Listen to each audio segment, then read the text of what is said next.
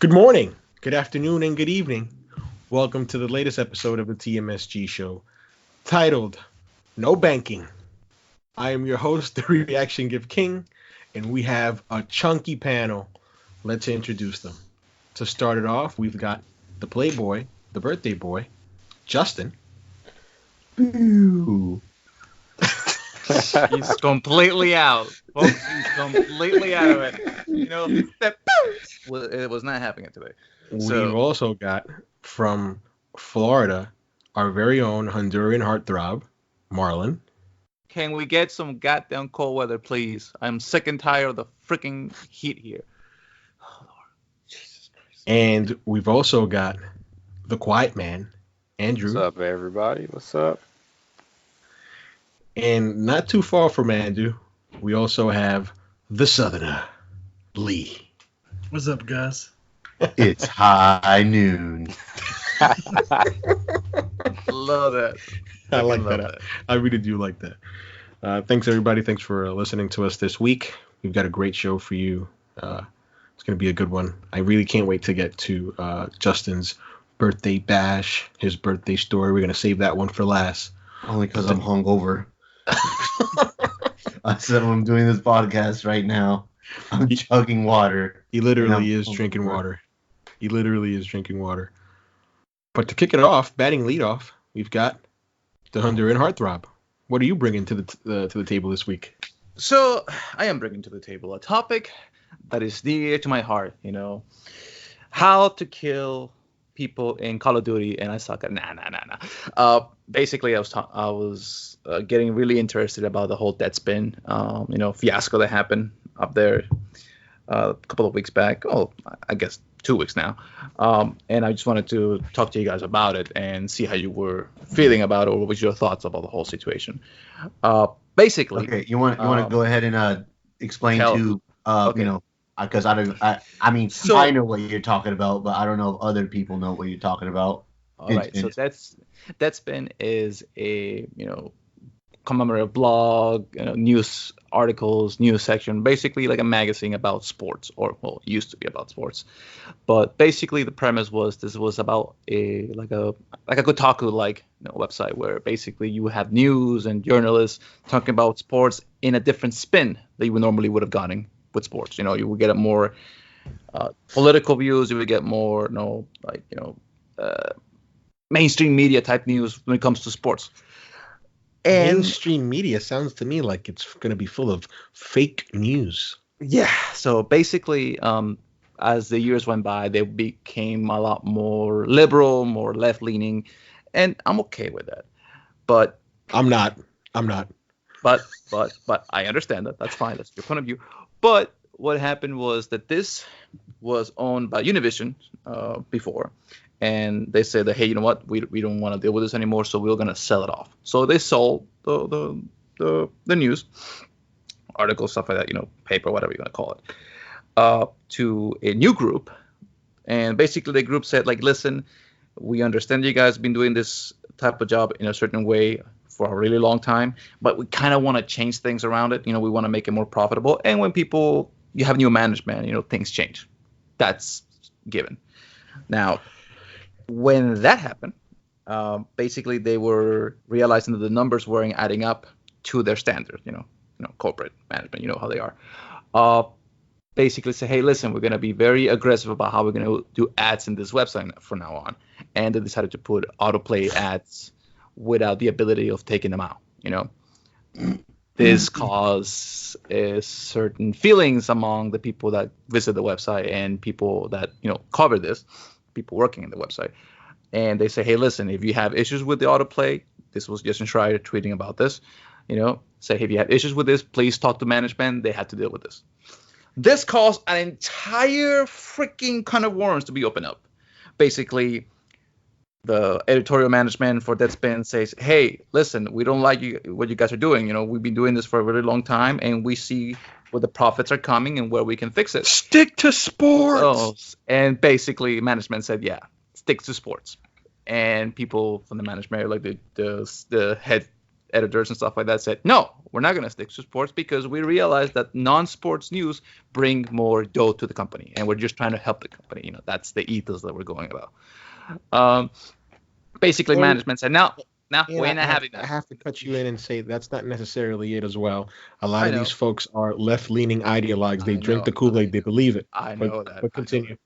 But what I'm saying is that from their perspective, they're just looking at they're looking at the views, they're looking at the numbers, and hey, listen, the non-sports news are bringing a lot of cash, quote unquote, and we feel like we know better than what you guys, you new people are coming in and as the new bosses. The bosses didn't like this. Said, you know what? If you don't want to do this, we're gonna fire you. It was like, okay, then go ahead, and they did. They fired some senior editors and people from the bottom of the stat didn't like it, so they fired Barry Pacheski. That's who was fired. He was fired by the CEO for not sticking to sports. And basically everything else just went down the shithole, and basically literally Deadspin is by as of right now, I think it's gone. I believe that they are basically they're just basically cutting off the website and basically, hey, we're gonna start from scratch. Now, a lot of people weren't fired. Sorry, Marlon. No. The reason I keep cutting you off is because some of these things are not entirely correct. A lot of people, Barry was fired, but a lot of people quit. Mm-hmm. Which is totally different. It's not like they were fired en masse. They were just quitting en masse, saying, listen, hey, we don't like how you're doing this.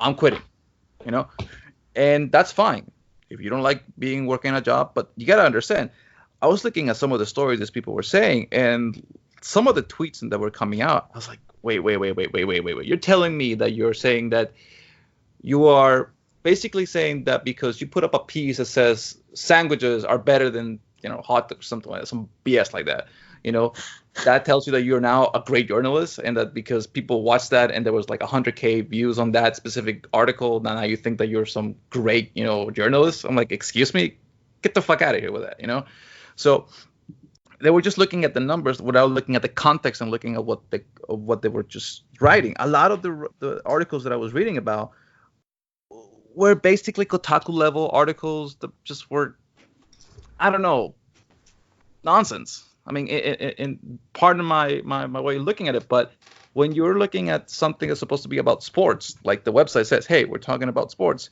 and you're talking about sandwiches, like that has nothing to do with what you're being hired to do. So in my point of view, I understand why management was really mad about this, because, hey, we're telling you that you should stick to something because that's what we're trying to do. That's what we're trying to basically make our website about, and you guys are not doing that. So if you're not doing that, then we have to fire you. Now, I can understand that the journalists feel like they're being, stifled, and they're feeling like, management shouldn't be, going against the facts. Give me a break on that. But that's just my beliefs. I don't know what you guys feel about it. Do you feel like, journalists should stick to what they are good at, or do you think that journalists should just stick to news? And if you do think like that, then maybe you're in the wrong place when you're writing about freaking, I don't know, political views in a sports website. I don't know. That's my point of view. From what it sounds like, it sounds like they just want to make money. Whatever's bringing in the money, that's what they want to do. So, and like I said, they're trying to gain like all types of crowds, And I get what you're saying. Stick to sports. Stick to what you know. Stick to what what you've been doing for years, and don't just don't just flip to the other side and start writing about everything about chicken sandwiches and whatnot. But whatever brings in the dough, I guess it's whatever the shareholders get in the end. It's really all about those guys. That's why I wish you had not framed the argument as they were looking to make money. They knew what, because that's just. I was trying to be nice by not saying. I didn't want to say you were wrong, so I said you were incorrect. But that's just incorrect. I used to read Deadspin a lot. I love sports. Actually, I love baseball and tennis. That's it. But I used to read Deadspin a lot for their sports content, which is usually good. The problem with Deadspin, and I'll be very transparent with our audience. I am a registered Republican. I am right-leaning. I am very hawkish on certain views. But if you want to bring in the dough, you're not going to alienate half of your fan base with these woke, left-leaning bullshit articles I didn't that want to no go that way. one That's why. that no one but if you're gonna It's true. bring the if It's you're gonna true. bring the It's true. topic if you're gonna bring the topic, you have to say it how it is. So personally, I stopped reading Deadspin years ago. After the 2016 election, many things have changed. Me reading Deadspin was one of them. I stopped reading that stuff years ago. I was like, this is not for me. This is not the crowd that they are trying to court. Not only are they talking about sports, but they're talking about other issues that I really don't care. And if I do care, I don't agree with their point of view. Right? And yeah, sure, I would read it and I'd see their arguments. And I'm like, okay. But then sometimes I'm like, no, this is just, I don't agree with this at all. I don't want to read this. Yeah. In terms of what's going on with Deadspin, this mass exodus, it made no sense to me. I mean, it does make sense as to why they're quitting. I'm almost positive that these writers have built some sort of following writing these articles. Now they're looking like heroes to many, like, hey, fuck the man, screw the guy. And I'm pretty sure that sooner or later, in a couple months, maybe, if not a couple weeks or a couple days, they're going to band together, probably start up a Patreon, right? And I wish them the best. I really do. But for these groups of people who resigned, who worked in a union, because the union is another big part of this, especially Jason Schreier over at Kotaku has been pushing, Deadspin forever, union this, union that. Uh-huh.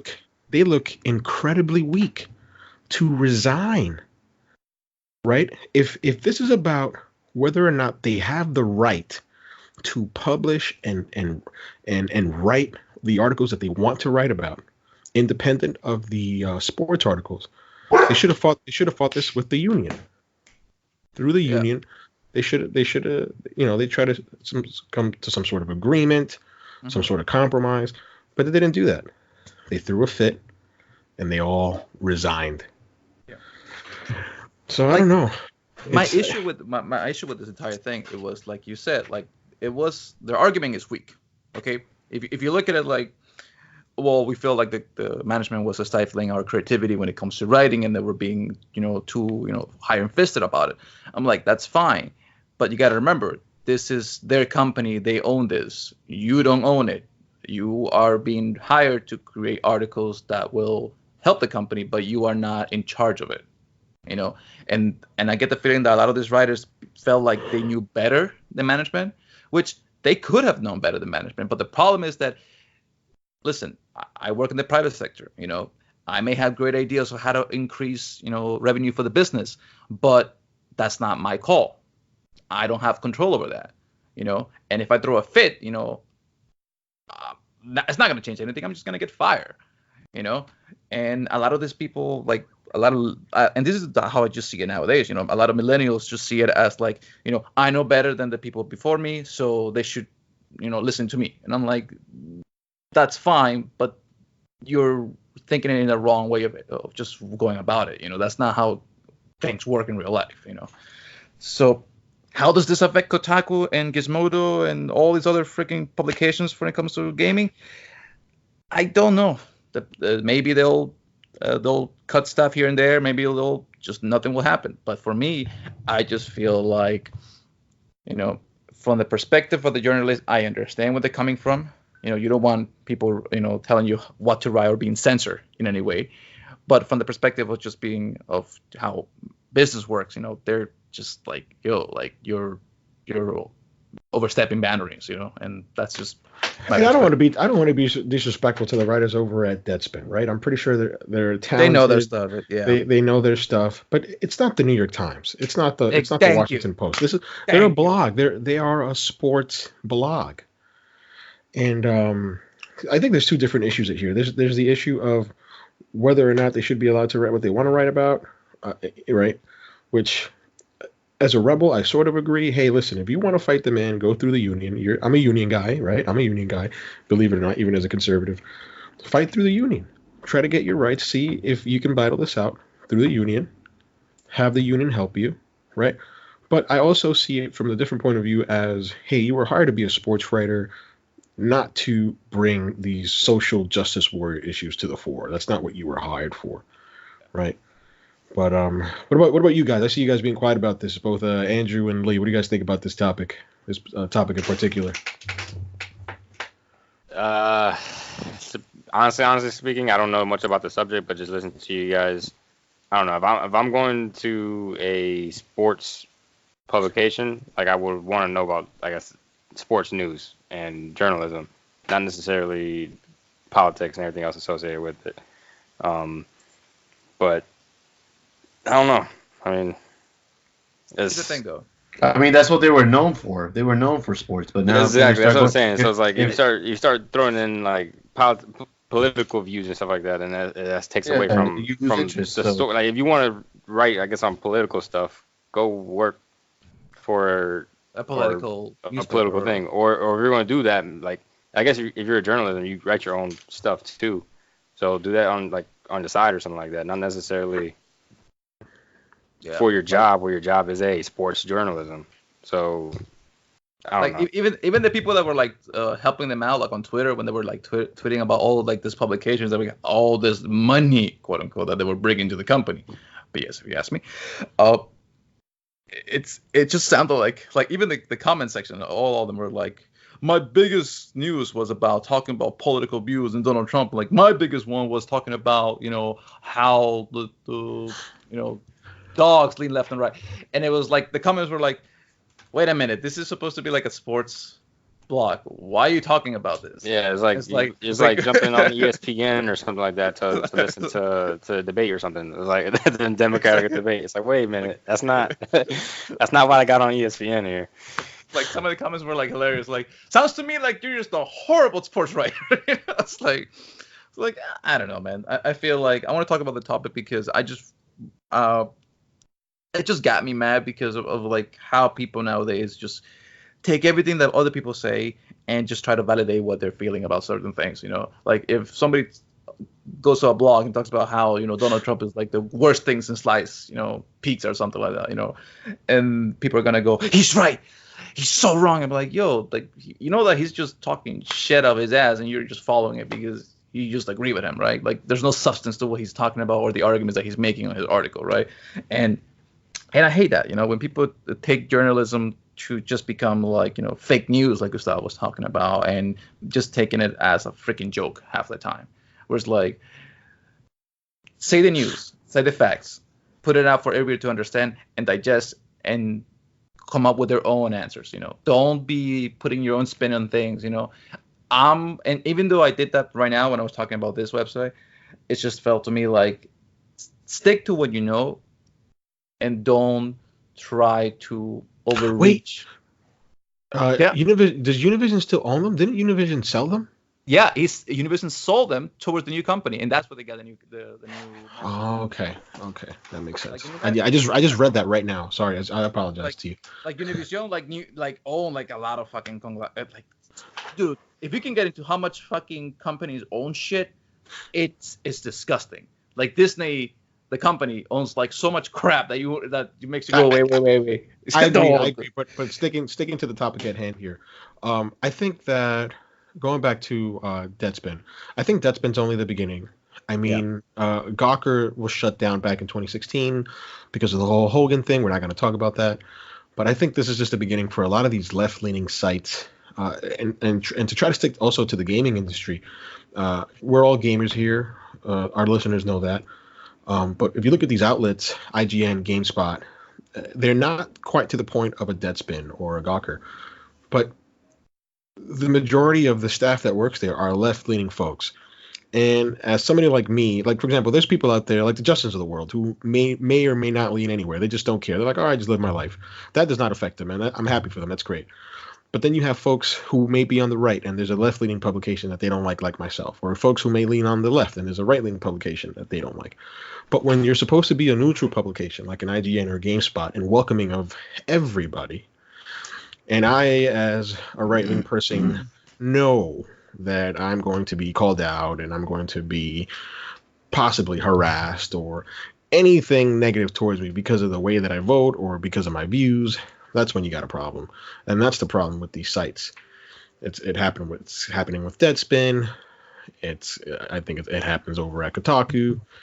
Well, we'll see what happens. I mean, like mean, think about it. Look, I'm just going down at deadspace.com right now and looking at some of this like publications, and most of it right now is just about sports. But look at this. If only Kevin Durant had beaten the shit out of Draymond Green, I'm like, really? That's your take. Like, that's the thing. Like, some of this stuff is like not even newsworthy or worthy to be something that a journalist would publish. It just looks like a blog that some guys like, you know what, let me just air out my issues with this whole thing. And that's the issue with what we see now with journalism. You know, it's like, it's not, it used to be a respected, you know, a career. It used to be a respected mode of getting everybody to understand the news and just, you know, being, you know, concurrent with the way that the world works. Now it's just like just a mockery at times, you know. Like we get so much fake news just because somebody's pushing an agenda from all the way from the top. That for me, it's just and we've seen the trickling on the gaming news. You know, it's like we're looking at Death Stranding nowadays. Some people are calling it like remember when Death Stranding first came out? What would the people say about it? Like, oh my God, this game is about freaking abortion. Like some guy told me that this game was abortion because of the freaking trailer that he's out, man. Oh yeah. I'm like, are you kidding me? Like, come on, bro. Like, what the hell's wrong with people, man? So I can't wait to play Death Stranding. I got that week off, the week after, the week of that weekend when it comes out. So I'm really looking forward to it. But Marlon, unless you have anything else to say about Deadspin, Lee has got quite the trophy for us. So for the listeners out there, this is basically a two-part topic, so this is going to be a pretty meaty one.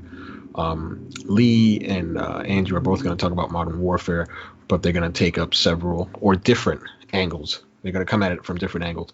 But Lee, go ahead. What's your topic regarding Modern Warfare? So my topic is the platinum for Modern Warfare. I finally got it over, I think it was 2 days ago, and it was fun, and surprisingly that I have platinumed other Modern Warfares in the past, but this one seemed like it was lacking a little bit of a challenge to it compared to the other ones. To me, it just wasn't challenging enough like the old Modern Warfare was.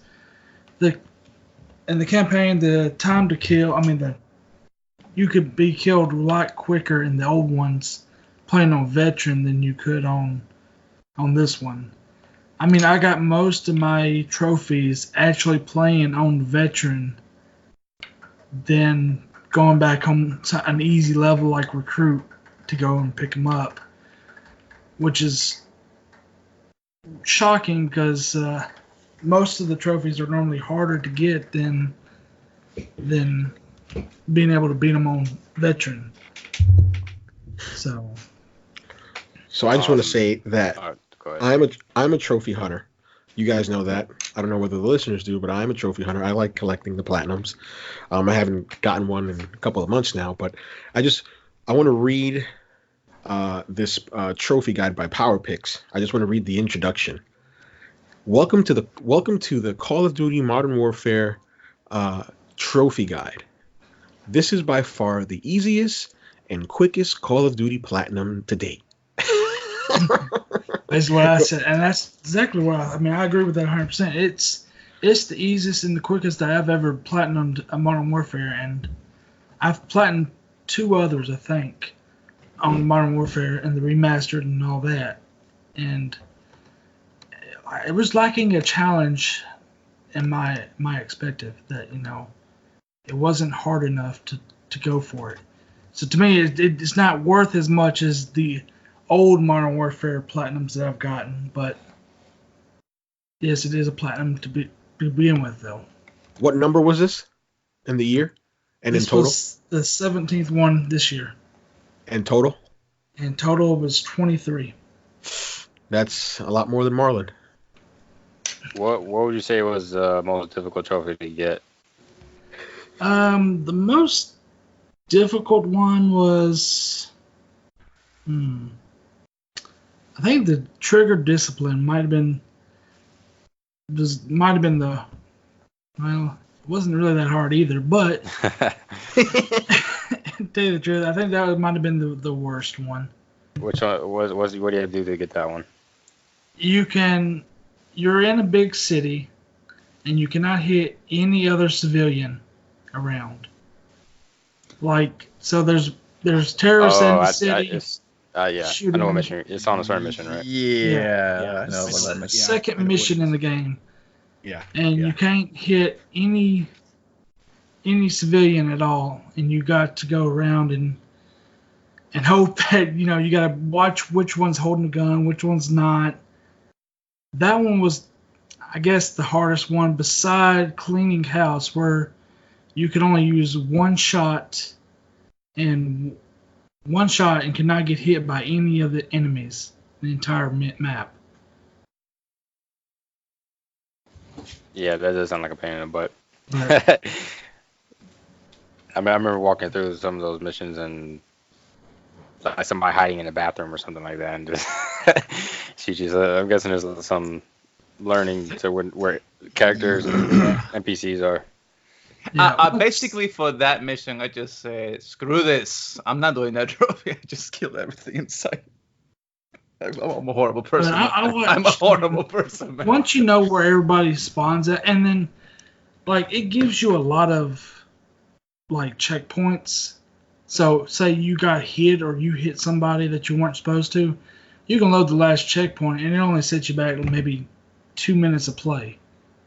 Which that was nice, but I mean it made the challenge of the game a lot easier because you're not, all right, if I get hit, then I got to start this level over again or something like that. You go literally 2 minutes back and then, oh, look, you're right there. Boom, done. Yeah, so there pretty much there's no like flawless raid tier level or tier difficult. I'm not gonna lie, I'm kind of disappointed. I was looking at the trophy list, and they do have a trophy for Spec Ops, but it's not required to get the platinum. I wish they would have focused on that co-op aspect of the game a little more. Now, see, Modern Warfare 2 had the. Now, I didn't actually get the platinum for Modern Warfare 2, but because back then you had to play some of the special ops was co-op. You had to play with somebody else on the TV that you've been. And I just never did get to that with somebody, and then I missed 2 missions from having the platinum on that game. Just because I didn't have somebody to sit down and go into it and play it. To get actually, now that you touch upon that, and actually this is a question for you, Gustavo. How do you feel about trophies that are unavailable to be obtained because of lacking online features? Like when the servers go down. Like, how do you feel about that? I mean, just a little side tangent here, but that's just the nature of the business. I'll give you an example. I think, and maybe Andrew could speak to this more than I could, but I know that Mass Effect Andromeda. Actually, let me answer your question first, and then I'll reference Mass Effect Andromeda. So, how do I feel about that? I'm okay with it. I mean, it sucks for people who are trophy hunters, but the trophy hunters who want to platinum the majority of games or each and every game, the multiplayer aspect is what they focus on first. They're like, let me get rid of that first. But I'll give you an example. The Last of Us Remastered. I believe that I got the multiplayer trophies before rolling credits on it because I knew that it was going to take me at least 40 to 45 hours to get 2 gold trophies that I needed. So that's one of the first things I did when I got The Last of Us Remastered. I played online for weeks until I got them, just because I knew I gotta finish this. Another example is Uncharted 4. I think I have 2 more online Uncharted 4 trophies to just finish off the online, and I really should get back to that, right? Because I don't know when they're going to close the servers. Mm-hmm. But a way that developers can mitigate against that, and this is where maybe Andrew can help me. Mass Effect Andromeda has trophies for online, but it's either or. So the trophy description reads like, and I'm making it up, win 4 online matches or complete these side missions, right? So I don't know. Again, Andrew, correct me if I'm wrong. Yeah, to be honest with you, I can't because as all you guys know here, I'm not a trophy hunter. So, that's right. So he doesn't care about that. I don't look at trophies at all. I just play the games and play it, have fun. But I feel like for example for somebody who wants to go back and play like these old games, I would like if developers from because they tend to do these games nowadays where they basically, hey, listen, this is the new stuff coming out, Modern Warfare 3. It was the hottest thing when it first came out, and some people would like to go back and play it, but I would like for them to have the ability to be able to platinum the game, even though the online servers are no longer available. Like make the trophies harder, but don't make them where they're unavailable because they don't have the features anymore. That's what I'm saying. See, That's a good way to mitigate it. Like add or to it. Like, hey, listen, do this. Like do 10 matches online, or complete this set of objectives to get the trophy. Yeah. That. me personally, I think they should have it separate. Like, have a platinum for the campaign and its own achievements and all that, and have a multiplayer platinum for all of its achievements. Yeah, those typically are like almost like gold level trophies or whatever. That Yeah. platinum is supposed to be like the ultimate game trophy. And I'm not like I said, I'm not a trophy hunter though, but just thinking of them in that regard, it's supposed to be like the top tier trophy for doing everything the game has to offer and doing some crazy stuff on top of that. And that's what the trophy's for. Yeah. So I agree.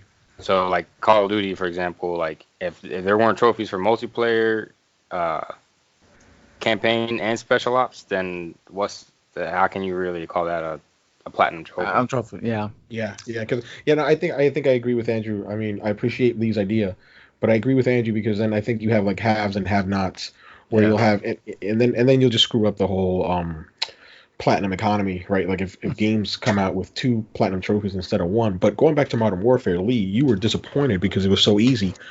But what would you have done, or what would you have liked to have had to chase as a trophy hunter? Would you have wanted more online trophies? Would you have wanted more spec ops?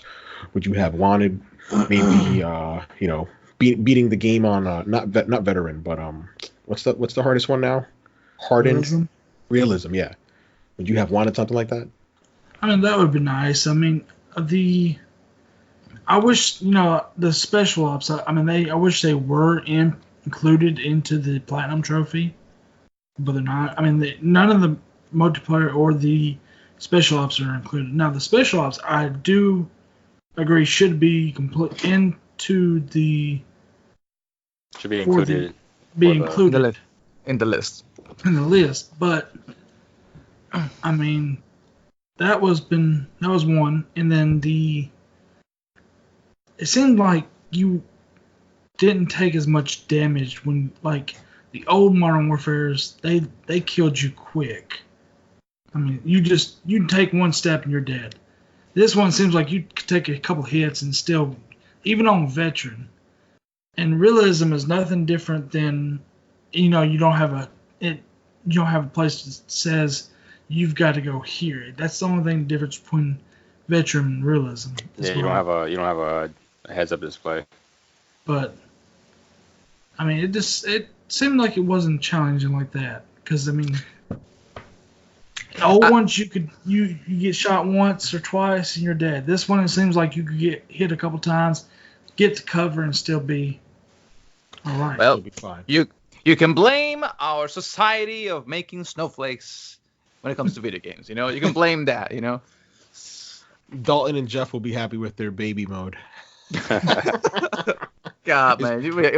Dalton, if you ever hear this, I'm so happy, just so you can see TMSG. We don't play nothing on easy or normal. It's all hard and above.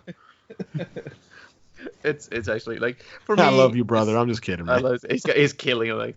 But I look. The one thing that I was talking to the guys talking about AEG is the fact that I was so impressed with you this year, Lee, when it comes to just going out for platinum trophies and stuff like that.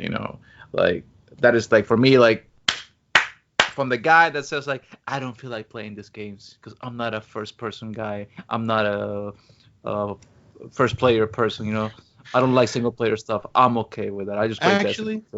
And now he's like, look at him now, man. Like getting like Goose was left and right. his biggest critic there.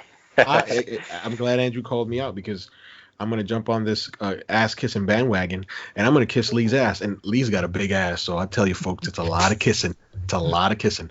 But yeah, I was Lee's biggest critic. It used to just piss me off. All he would want to play is just co-op stuff. Oh, that's co-op, online, friends, co-op. I'm like, can't you just have like a great experience playing a single player game? You're missing out on all these amazing games.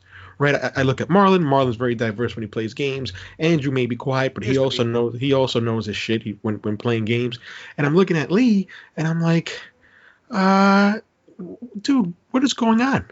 I mean, I want you to have different experiences. And this year he said, "Okay, Goose, fuck you." And he's gotten more platinums than me. He's a little more than halfway to my total. But what I'm most impressed with is weird flex right there, but whatever. I'm a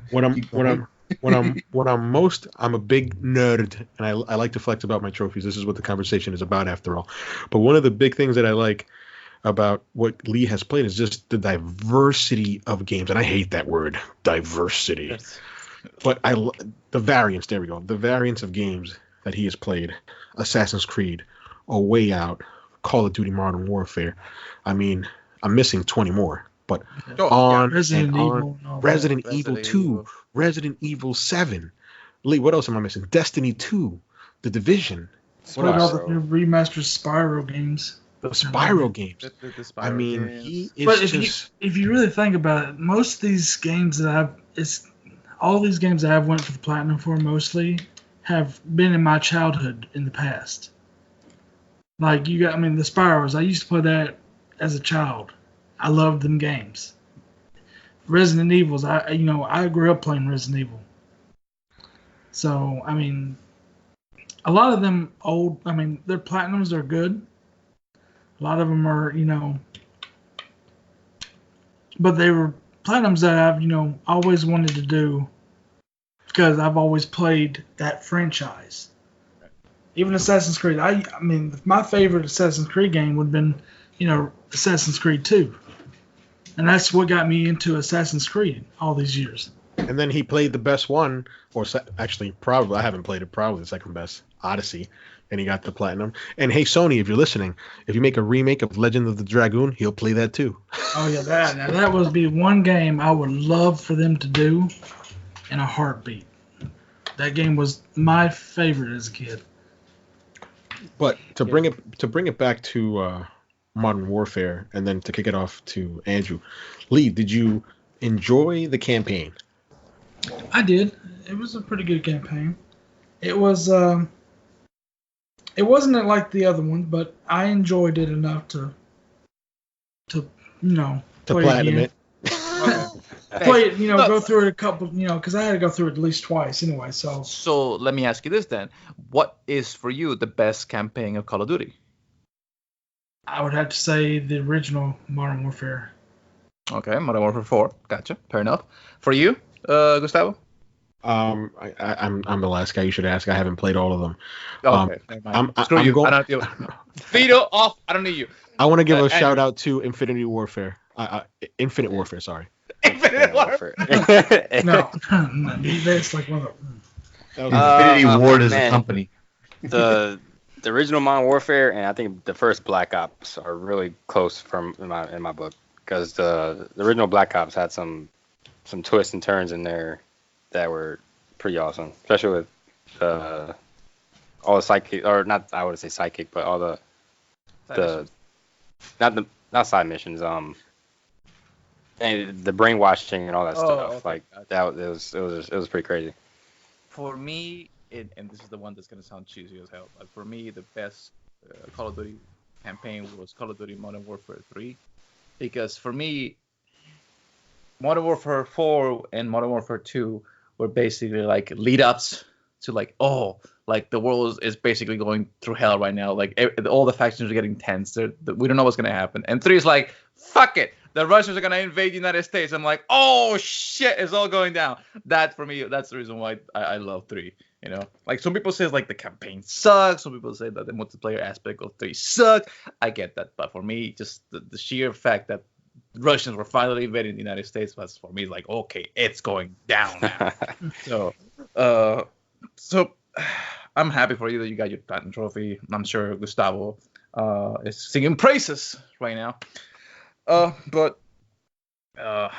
kicking it off to Andrew here, please tell us what is your topic of the day. Pretty much I'm just going to talk about is just pretty much the campaign and touch up on special ops. But I guess kicking off with the campaign there, I was going to ask you guys first, where you guys are standing right now in the campaign. So I know Goose and Justin haven't finished it yet. Is that correct? Yes. Marlon, you're not playing this game, right? I don't care. Spoil it all you want, buddy. I have no problem with that. And then Lee's beat it twice now. And I beat it on hard. I thought the GM strike was over. It is. If Justin that's not. But me going back to work does not cut into me playing games. if Justin has no objections, like 10 o'clock in the morning. Sure. Say that again, Gustavo. If Justin has no objections, Obsessions. He has an obsession with water right now. I'll tell you that. If Justin has no objections, like Andrew can talk about the story. Yeah, go ahead, Andrew. I'm gonna beat it anyways. Well, where you guys at in the mission in the campaign anyway? Maybe I don't have to spoil it for you guys. Mission 0. Okay. I know Right, for sure. So I just sniped out some people. Like I'm in that with that On the road? really. Just Yeah, snipe that out was- some people. I mean, I'm that's sorry. self-explanatory. My mind is not all there now. Did you just do the snipe out the APCs, Yeah. truck vehicles, and all that? I just finished that. Yeah. I just finished Yeah. that. I think that was like the last thing I did. So that had the sniping mission. Yeah. About halfway through. A little bit of halfway through. Okay. That's what I did too. So I guess just to let you guys know, I think there's 14 missions total in this campaign.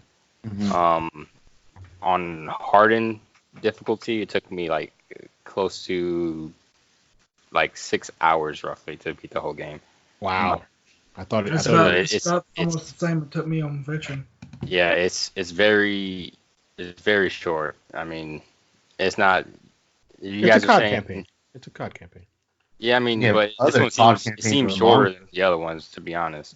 But even regardless of that fact, though, I enjoyed a lot of the missions. There were some I guess unique missions that definitely stood out to me. Some being the sniper mission.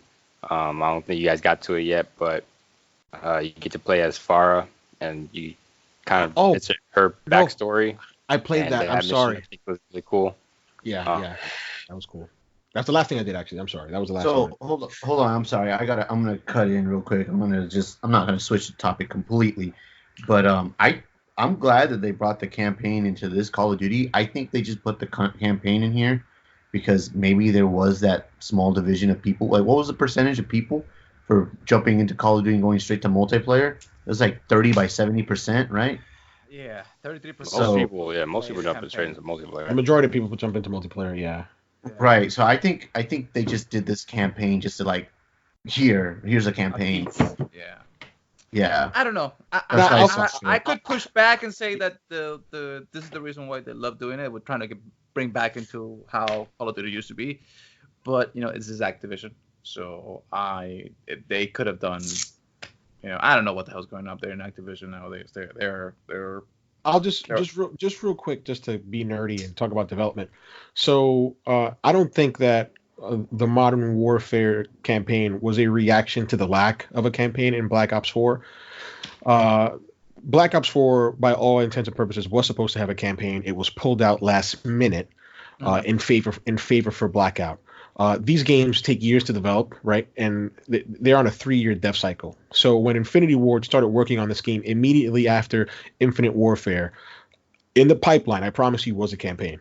This was not a reaction to the lack of campaign in Call of Duty 4. It maybe Activision would want to paint it as such. Some people may think that, but I can assure the listeners that was not it. But Andrew, going back to the campaign and the missions, you were saying how there were some notable missions that you liked.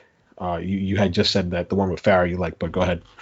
But yeah, I guess throughout the whole campaign, you play as 3 characters total. One being Alex, which is kind of like a U.S. I forget what branch of military he comes from, but he's from the. I think he's a Marine. He's a U.S. I soldier. think he's a Marine. And then he works under, I guess, Farah for a little bit, who is basically the leader of that rebel faction in her country.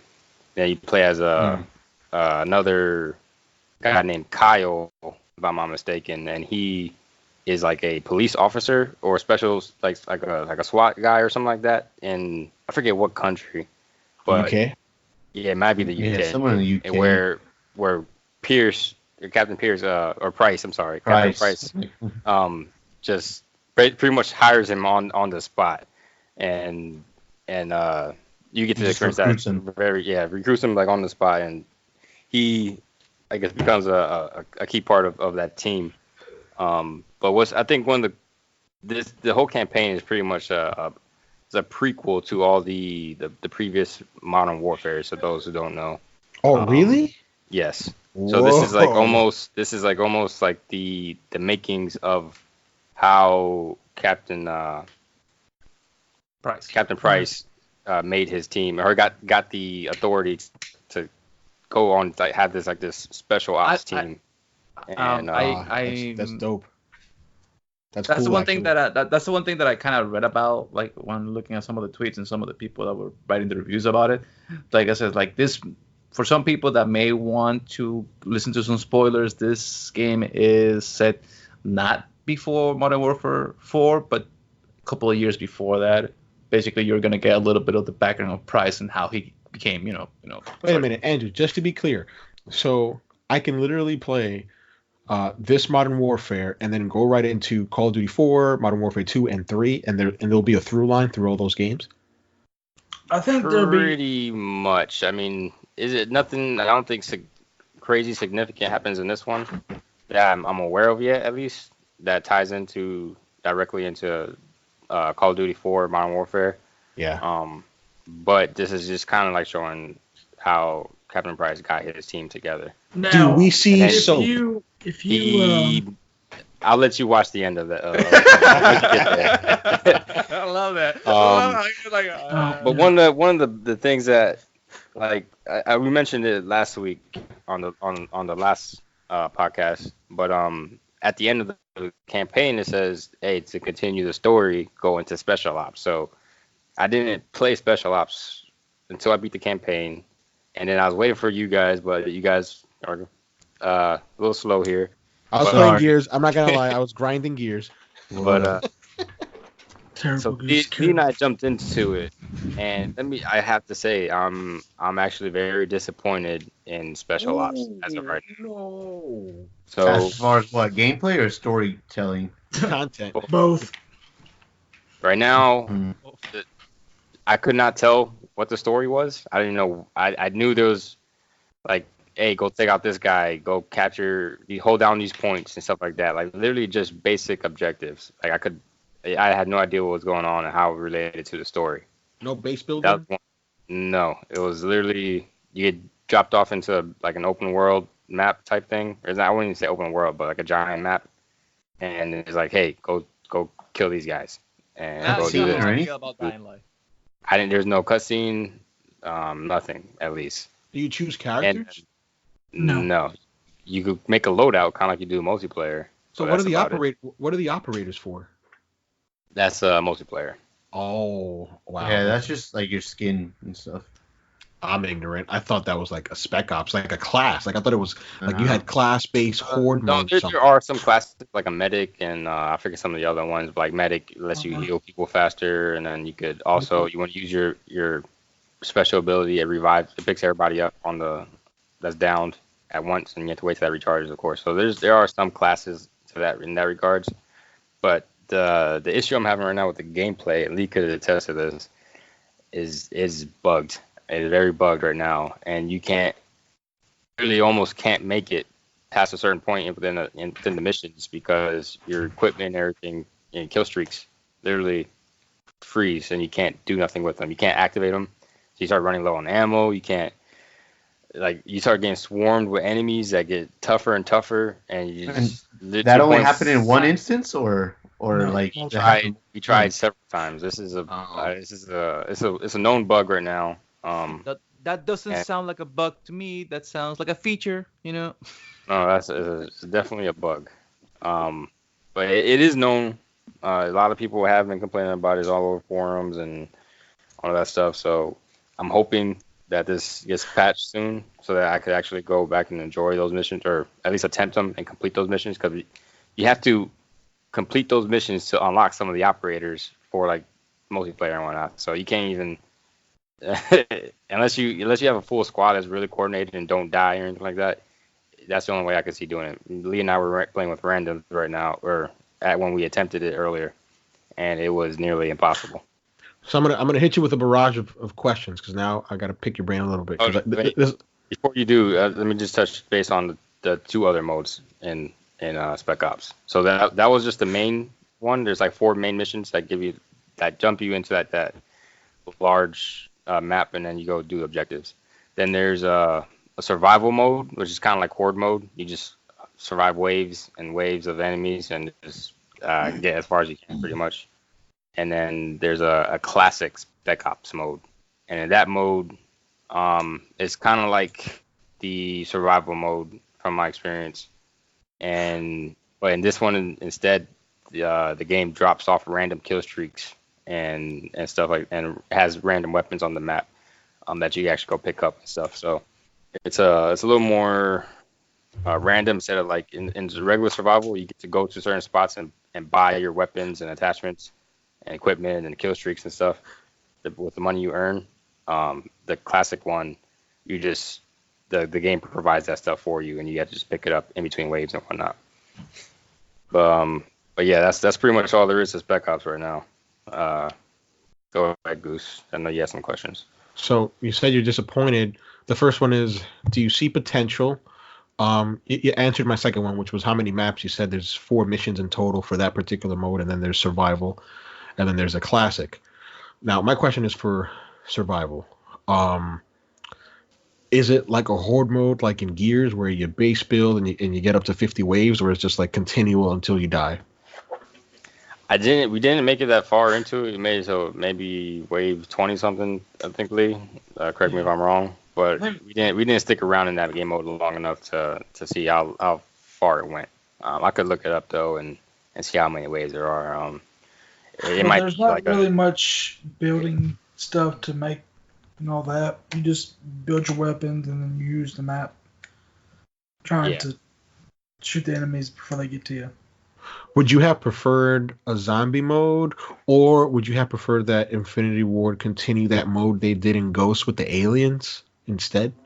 No, I mean, I think zombie modes is kind of a Black Ops thing, and the alien, the extinction, right? The alien mode. I could be wrong on that one, but I mean that was cool, but I don't see that being a Modern Warfare thing. What I want them to do is to bring it back the like missions like from like Modern Warfare. I want to say 2 and 3, where those like co-op ones where you have like an AC-130 and someone running on the floor, and then like both you guys have to do like a stealth mission together and like stuff like that. Where from my experience so far in this one is it's a little more. It's supposed to be like 4-player co-op, and it's not so what I expected, I guess. So let me ask you this then, because I just remember right now that this is an exclusive content only for PS4 when it comes to survival mode, right? Yes, survival. Yes, that one in particular is a PS4 exclusive until October. So basically, this means that the Xbox players are even getting less stuff, which more bugs, basically. Pretty much. I mean, if they play the classic one, that one's working fine. The mission Lee and I did, it actually drops you off in a campaign level, and then you just survive from there pretty much. The regular survival was what we did was like a multiplayer map, but just with NPCs running around instead. At first, I'm telling you, it seems so trivial because of how easy the enemies die and everything. it's almost like a joke for a little while. We were just kind of running around, goofing around most of the part until we actually all died. That'll do it. And, yeah, it was like I think like every 5 waves they like bring in juggernauts or something like that. So we were just, like I said, we were just goofing off and had like suicide bombers and everything. Just came and just took us all out pretty much. But if we sat there, I think seriously, we would probably got pretty far in survival. How is it playing with randoms? Not fun, man. Anytime you play randoms is not fun. Yep. But what can you do when people don't want to play? Like this is just for example though, man. Like Lee and I were just playing literally right before we got on this podcast. We played a search and destroy game, and there was 2 guys on our team playing search and destroy with riot shields, and the one guy didn't have a secondary weapon. He had a knife, so he's running around with a riot shield and a knife. Wait. You're telling me that search and destroy. Every single round, genius. everybody would die, and he was the last one. So everybody's sitting here and watching this idiot running around with a stride shield and knife, just waiting for somebody to walk through the door so you can stab him real quick. He Like, would be the last guy. He would be the last guy standing too. that's what I have to say about randoms. It would be do yourself a favor. And this is just not me making fun of Justin. I'm just saying this. Please, if instead of going with randoms, go with Justin with freaking drunk, and that will do much better than that. Is anyone getting an echo? Yeah, I'm getting an echo. Sorry, listeners, we got an echo from Marlon. Echo from Marlon. I don't think that's me, brother. I think that must have been Lee. That ain't me. Oh my God! It sounds like I think it was when you got up there for a second, man. But it sounds cleared up now. It sounds like the party chat. That ass. It sounds like the party chat. It wasn't me. Love, like freaking was. It wasn't me. Anyways, basically, just get somebody who's I don't know friend because we've been there. Gustavo and I know randoms can be a pain in the butt. You know, they don't listen, they don't coordinate, they just do whatever they want to do. Marlon and I know. Lee and I certainly know. I can just imagine you guys playing Gears and some guy playing worse than me on that. We've had it. It's I don't even want to talk about it. I've been playing it. I've been playing it almost all day, grinding for these ranks. Lee, I made it to lieutenant. Nice. But yeah. But I guess bringing it back to Call of Duty here. I mean, that's pretty much all I have to I guess talk about really. Without going into spoilers for the campaign, or I guess more spoilers than I've already mentioned. Soldiers die in the campaign. Okay. Before you move on, go ahead, Lee. Go ahead. Sorry. The last cutscene you see before going into the special ops, that one, y'all really got to get to that because it shows exactly where it needs to start, or where the next game, to me, the next Modern Warfare will start is with that. I mean, I like the backstory of the, this is the backstory of Price, and it's not caught up to Call of Duty 4 Modern Warfare, I don't think yet, but it's getting close, and I think the next one will probably end up tying all that in. So I'm really excited for that. I'm just gonna ask you this: do we get Ghost? Watch and see, I guess. Okay. If you're not gonna play it, then you might as well look it up. That's all I need to know. That's all I need to know. Thank you. I'm gonna go buy that game. I just want to before we move on. This is one mission that I think we've all played, especially if Justin's at where he's at, because it's before that. But there's this one mission. It's straight out of Zero Dark 30. It takes place in the UK. They go into this like townhouse, and it's like straight up SWAT, special Cleaning forces. house is the mission. Claire, it is cleaning house, and they literally clean house. And I remember I was playing that middle of the night, and I remember I was pumped. I mean, many of you know I like politics, I like war, I love those type of topics. And I had seen Zero Dark 30, I had read The Hunt for Bin Laden, the Seth Bergen book, and I was just like brought back. I'm like, oh my God, this is how they sort of did it. And like you see them, they land. Well, no, there's another mission where they land in a compound, but that's not the one I'm talking about. That one is actually pretty cool too. That leads you in some caves. But the one in the UK, it was just like there were a couple of times where I got shot, and I'm like, because I hesitated, right? I didn't know because. So for the listeners out there, there are evil people and there are civilians, and especially with the women, you don't know who's who. And there were a couple of times where if it was me in real life, because I hesitated to shoot a woman, I would have been killed. I would have been straight up just shot. Yeah, I know. I know what you're talking about in that mission. You really can't tell the difference until they're almost shooting at you already. Mm-hmm. Yeah, yep. It's crazy. Femme fatales, I call them. But oh my god. I was going for the corny joke, I know. So moving on from that. So before we move on, actually, I want to. There's some reviews going on that some of the. I guess they're saying that some of the Russians weren't taking a liking to Call of Duty Modern Warfare.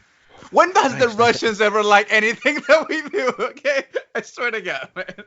I'm glad probably not because like the whole game is about Russians being evil. I guess pretty much. Except Nikolai. It's actually because of that highway mission. The highway mission. No, man. The whole campaign, man. The Russians are pretty messed up. Like they're killing people randomly, hanging people, and killing civilians and all kinds of stuff. So they make the Russians out to be really bad in this game. Mainly because they're all following a really corrupt general. So check this out, not to get too much into it, but the reason that there's backlash, and actually I'm glad that Justin brought it up because it's not being sold on the Russian PlayStation Store. So check this out.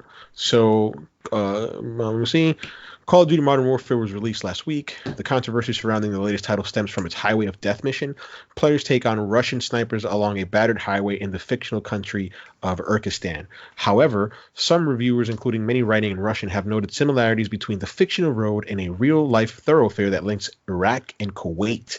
Highway 80, which connects the Iraqi city of Basra with Al-Jada in Kuwait, was dubbed the Highway of Death at the end of the Gulf War in the 1990s. In February 1991, U.S.-led troops attacked Iraqi soldiers, leaving hundreds dead.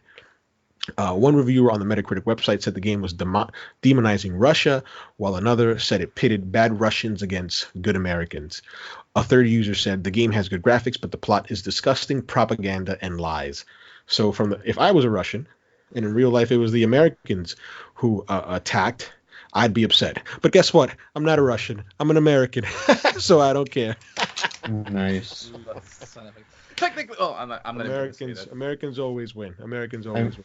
I mean, if I were to look at it, it's just a video game. So there you go. That's honestly that's the best answer. It's kind of like what was that game that came out last Ghost Recon Wildlands? What country? Ecuador. No, it was Bolivia infiltrated by Mexican cartel. Yeah, Bolivia, the leaders of Bolivia like really hated that game or something because like our country's not like this. No, the ambassador, the Bolivian ambassador to France, like he demanded that the French president apologize or something on behalf of Ubisoft, something like that. Yeah, it's just a game, in my opinion. Like, no, we're not apologizing. I kind of agree with Justin. Yeah, I agree with Justin and Andrew. It is just a game. But moving on, I'm gonna try to cover my topic quickly. Speaking about games, I don't necessarily have a new job, but I've moved to a new department. I have a new position. It's more of a horizontal move as opposed to a vertical one, unfortunately. But it's brought me peace of mind. I work, as many of you know, especially my friends, I work in higher ed. The school will remain unnamed because I want to keep my job, right? But I work in higher ed. I see the glint in your eye, Justin. I work in higher ed. That's my hungover eye. That's what you're looking at. He wants to go to work at Harvard. Okay, so but he's climbing the ladder. And in few words, I work with the public. I work with people. Or I used to. I don't work with those fuckers anymore. But I used to work with people, and just it was a drab. I was burnt out. Customer service, it was the worst. Some people may not notice it because we do a podcast and I can carry a conversation and right, I can speak like a regular person. But I'm introverted. I really don't like dealing with people much. Hi, bye, how you doing? A little bit of chit chat and maybe a conversation once in a while. But I'm not really what people say or call a people person. I'm not. Never been one of those folks. I just don't do it. So I moved to a new department. I've been there, I think, 2 weeks now.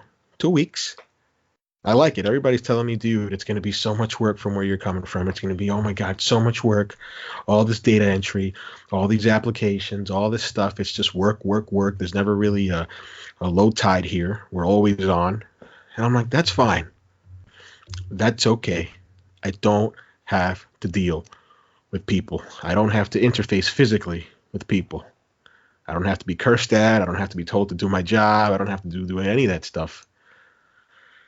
So I wanted to pose a question to you guys. Have you guys ever been in a new position or moved from one department to another? How has that been? What has prompted that to happen? Was that something that you guys wanted? For example, I wanted it. I asked my director to move me, and thankfully she did. But has anybody been in a position like that before? I have, actually.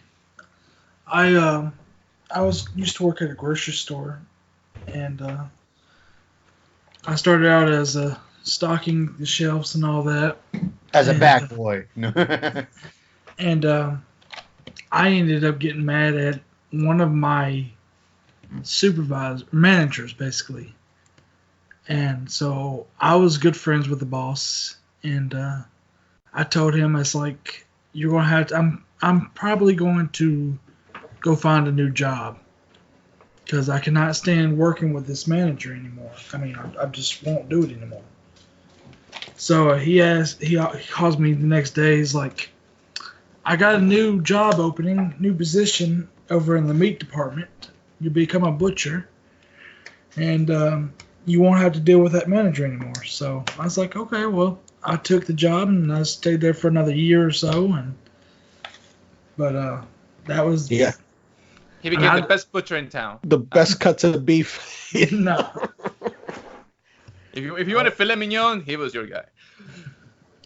But yeah, that's similar to you. I mean, I just couldn't deal with the manager anymore. Nobody liked her, but. So basically, I don't have that, because basically, in my job for the past 12 years. He's both the manager, the supervisor, the cleaner, and the janitor. Yeah. So if I were moved from one department, I'm literally doing the same shit that I was doing in the other department, but just adding more to that. I remember when I first started working there, my dad said basically, hey, listen, we just want you to tag the clothes. That's it. I don't want you dealing with customers. I don't want you dealing with anything with bagging. I don't want you dealing with anything other than tagging the clothes. And I was like, perfect. I can do it. I have no issues with that. As long as I don't have to deal with the public, I'm okay with that. That lasted 1 week. He said, nope, and now I need you in the front. And now I do tagging, cleaning, bagging, talking with customers, filing, cleaning. Cleaning again. That's the second time he said cleaning. That's how you know he's a real Mexican. It was like... Dodge, duck, dip, dive, and dodge. And basically, That's old. That's a good one. So basically, that's basically it is. So basically, what happened to me was I said, after 12 years, I told him, listen, I am done. I can't deal with this anymore. I'm going to go find. I literally went looking for another job like a couple of weeks back. I did some interviews. I got a call back. I said, hey, listen, we like you. We want you to work here for the school. And I said, hey, yeah, I'll work for this. Congrats. And I told my dad, listen, yeah, but you're going to get paid less. I don't give a rat's ass, motherfucker. I'm off your fucking hands. I don't have to deal with you anymore. I agree with that. I agree with Marlon. It's a peace of mind. A lot of people came up to me for two reasons. Well, the first one, actually, I'll touch on first. Like, maybe a little depressed, not depressed. It made me reflect on my time at where I work and what I really should be doing. Last week I had no more than seven people who I'm close with at work, come to me and say individually, they don't know each other. Some of them do, but it's not like they all plan to come and tell me this. They were all like, "Man, you look different. You look happy. You're smiling." And I was like, "Oh, okay, thank you." By the fifth person, I was like, "Wait a minute, what's going on?" And I'm like, did I really look that miserable? And this one lady, who was very nice to me, she said, "Yeah, dude, you walked in here and we knew. At least I did. You did not want to be here. You just hated it. You hated it. You could see it in your face. Your poker face is the worst. Your poker face is the absolute worst." And it made me think about it. And I said, yeah, I just wasn't happy where I was. I was just not happy dealing with the public. I mean, you got to be a professional, right? You have to be nice. You always got to have that smile on, right? You always have to treat that customer like it's the first customer, right? But man, I'll tell you, doing it for almost 6 years, it's tough. At least for me, it was tough, especially somebody like me who's not a people person. And a lot of the times, again, I work in higher ed. I get it. A lot of the times, it's things beyond my control. People come from the street with their own baggage, their own problems, but also the school, right? The administration, the policies may not work in their favor.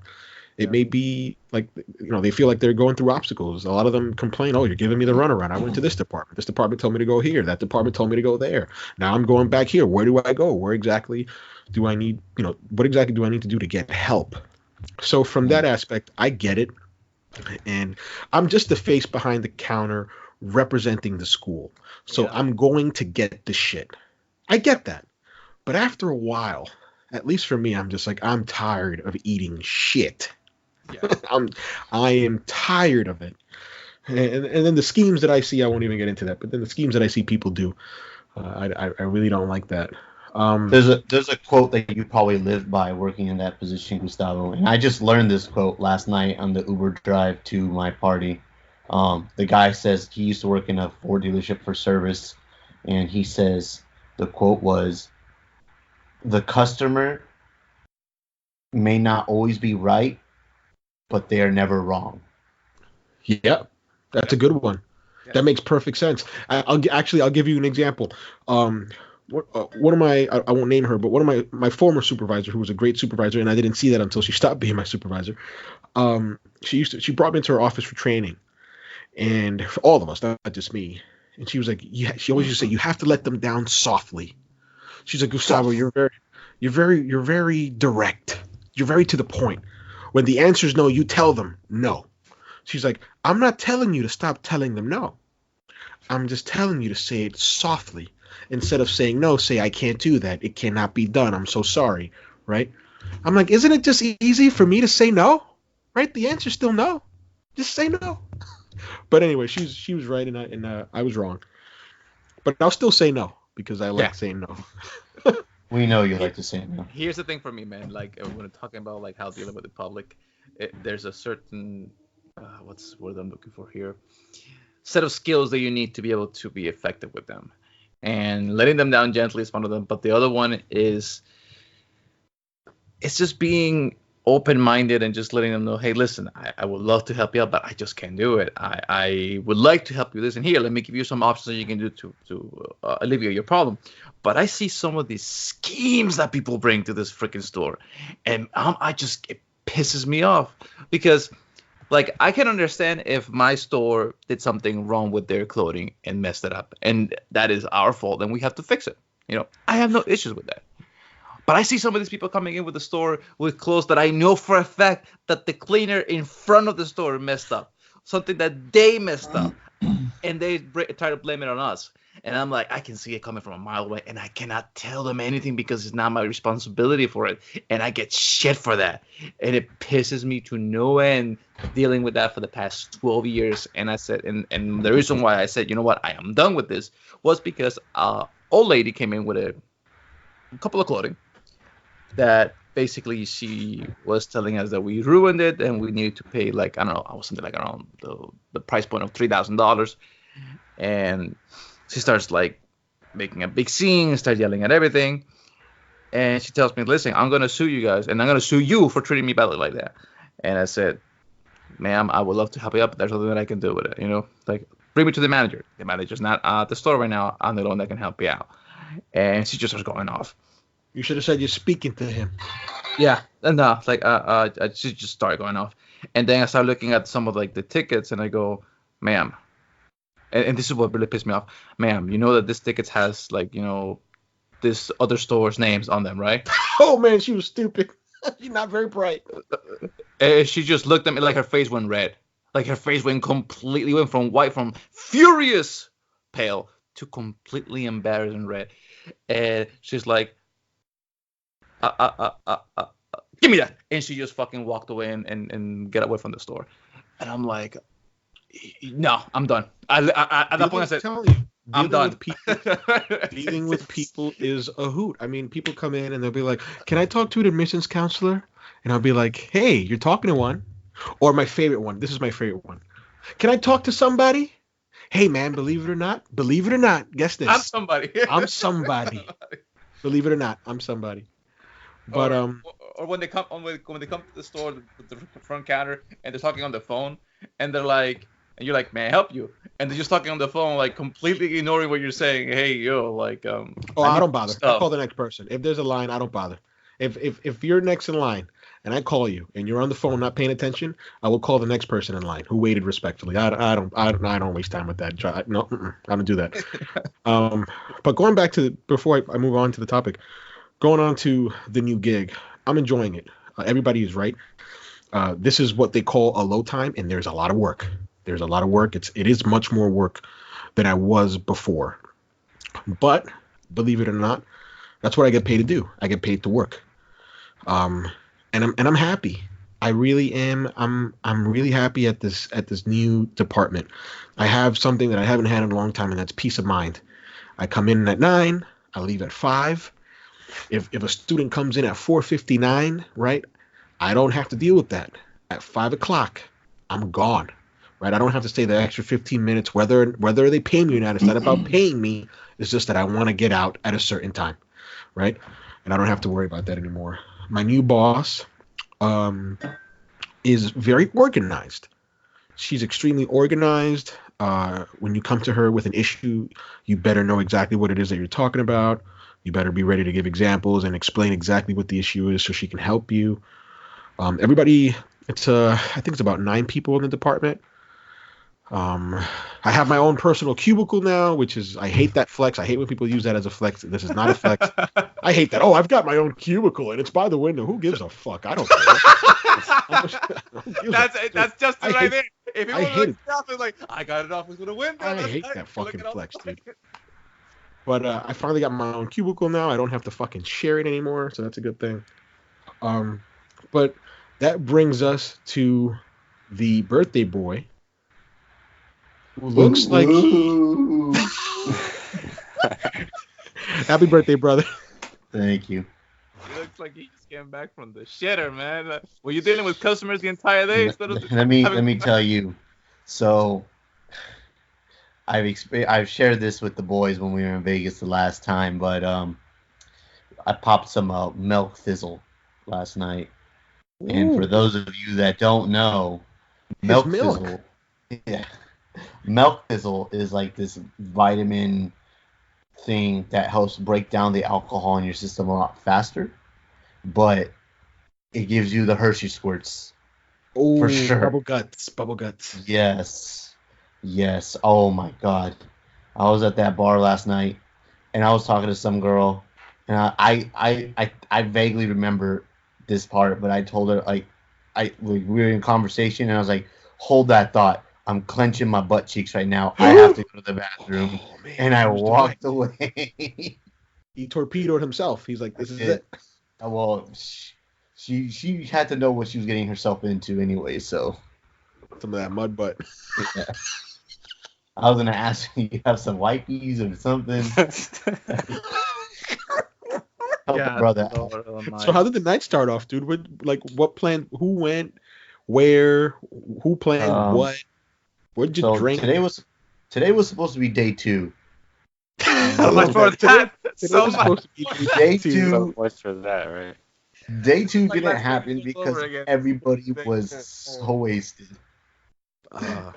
So anyways, so the night started with I went over to Samuel's girlfriend's house because Samuel was over there. His And cousin, by the way, folks. Sammy's his Yes. cousin. Yes. And so his girlfriend, believe it or not, lives literally like 1 block away from me. Like she's like You had said 7 minute walking distance. Anyways, so Monique. It's Monique. what? No. I know. I hope nobody of his girls hears this. I just got it. No. So Karen, by the way. so I asked my mom. I'm like, Mom, drop me off. And yeah, so my mom dropped me off because I didn't want to take a lift for like a literally like 2 minute walk. Excuse me, I was burping. Still hungover. Sorry. Anyways, so I get to Sam's house. We're waiting for my homie Daniel to come from Riverside to Corona so we can go to Huntington Beach. So Riverside's 20 miles away from us in the opposite direction, and Huntington Beach is 40 miles on the west side, like near the beach, obviously, Huntington Beach. So we're waiting for this guy. He finally gets there. By the time he gets there, we're already like 2 Captain Morgan drinks in, Captain and Coke, as you guys there it all is. know. That's The my hollowed drink. yes, that is my go-to drink. So I'm already 2 in. Pop the milk fizzle. We're off. Make it to Huntington Beach. We go to this place called Black Bull Bar, and everybody's there. All like a bunch of my coworkers, my cousin Sam, his girlfriend, and just a bunch of other friends that were there. So there was probably like a group of 20 of us, and then more people were arriving and all this stuff. It was a good time. It was a good time. So we just stayed. We were gonna go bar hopping. We were supposed to go from bar to bar to bar. It turns out that He hopped, he tripped, and that's it. no, when you take milk fizzle, you have this like oh, you think you're invincible, that nothing could take you down kind of vibe. Like, I won't get drunk. No, you still get drunk. You just don't get that horrible hangover the next day. Did you take it in? Did you drink a tea or did you take the pills? Oh, the pills. I took the pills. Man, So you should have told me, dude. I would have told you. That would have made you shit. I know. Have you ever taken it before? Yeah, I've taken it. I took it in Vegas. Yeah, no, I milk knew thistle about it. is good. Yeah, no, I mean, I took it. I know what it is. It's just, yeah. Anyways, so, dude, Sam he for sure got more wrecked than I did. For sure. He was just destroyed. In fact, my last cousin, that he joined the military, by the way. He came back from basic training, I guess. So he was back this weekend, and they threw a little party for him at my other Tia's house. And he's like a second. Was Satya Nadella there? No. No. Okay. No, he's like a second cousin, so he's like real distant. But he came back, and so he came in today or yesterday, and when he got there, he saw how wrecked Samuel was. So he went to the bar, and he's like, "I'm gonna make this guy throw up." Oh my god. He said that. What a great cousin. Right? And he bought a thing called a 4 Horsemen. I've never heard that before.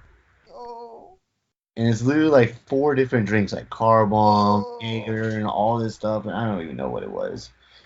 So in the midst of him buying that drink, or those drinks, they snuck out my cousin Sam and took him home because he was literally on the verge of collapsing. So, wow. And I'm so yeah. Oh, by the way, there's also a video out there floating around. Those assholes bought me a blowjob shot, so I had to do it and I had to take it. So, yes, there's a video of me taking a blowjob shot. Okay, first of all, what type of birthday party did they give you? Like you went through hell, man. I did. I'm just not feeling good at all right now. I'm dying. Did you succeed with the blowjob shot? I did succeed. I was very good. Is this video on Twitter? This video is not on Twitter. It was on Snapchat for a while. Let me see if it's even there still. Actually, maybe I can get the recorded video. I know people ladies and gentlemen, posted. we are going deep into California territory right now. Okay, so Yeah. He was doing blowjob shots like Linda Lovelace. He was great. oh my god, I guarantee you weren't as bad though as you were out in Vegas, were you? No. Oh no. Nowhere He's on the near show. that. He's on the show. I think that speaks. Yeah, that speaks for. Yeah. Nowhere near that. It was bad, but not that bad. oh god, dude.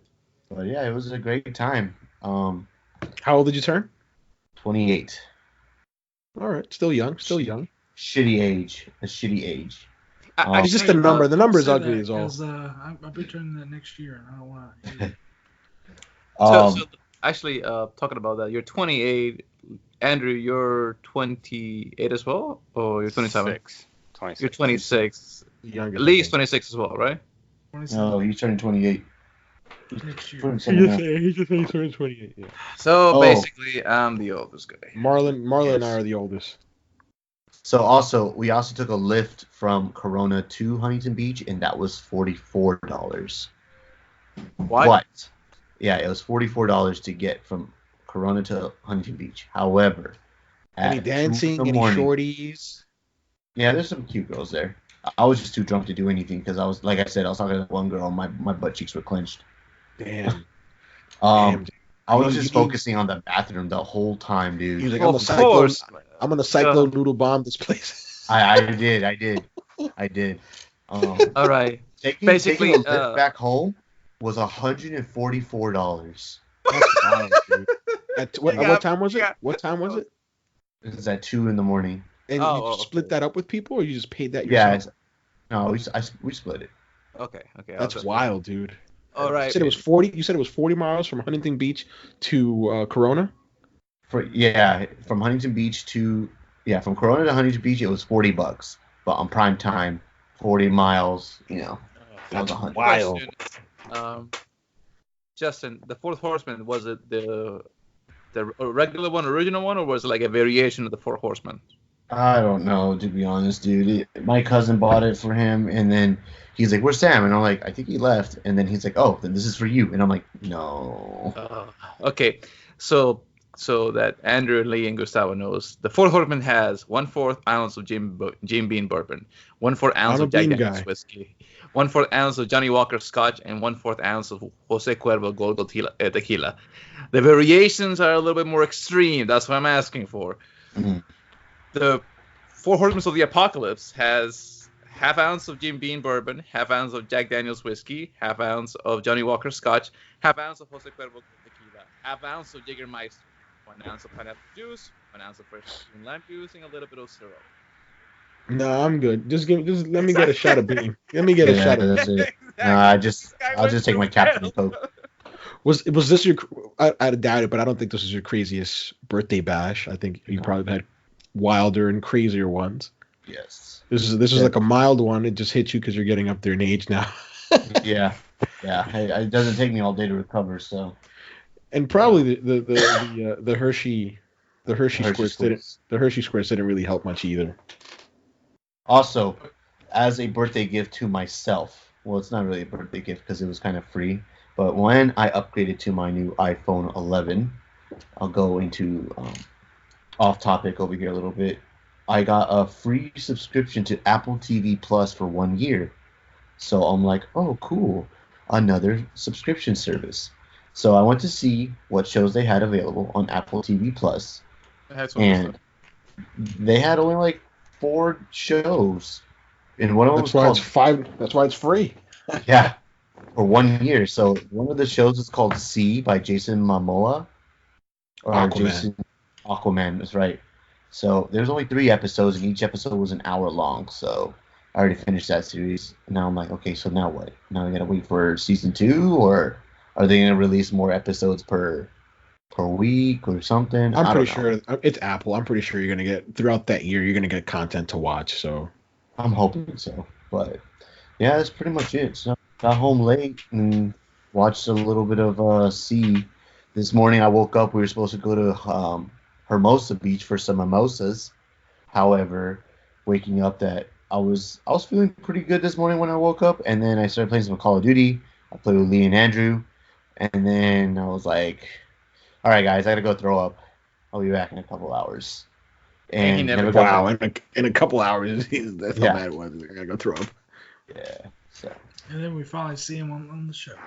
Yes, struggling. So my dad just came bursting into the room like a moment ago. So I don't know if anybody else saw that, but I'm guessing dinner's ready. So. But he made it. But I think that brings us to the conclusion of our show. I want to thank the panel for making it for a second straight week. That's all that we have for you this week. from our microphones to your ears. That is a wrap. But before I log off, I want to just say that a very dear person to us Latinos, Walter Mercado, he's passed away. This is not a joke. Walter has passed away. I remember him when I was a kid. I don't know if Andrew does, but I know that in my household, he was a staple. Yeah. So I just want to say good luck, God bless, pero sobre todo, con mucho, mucho amor.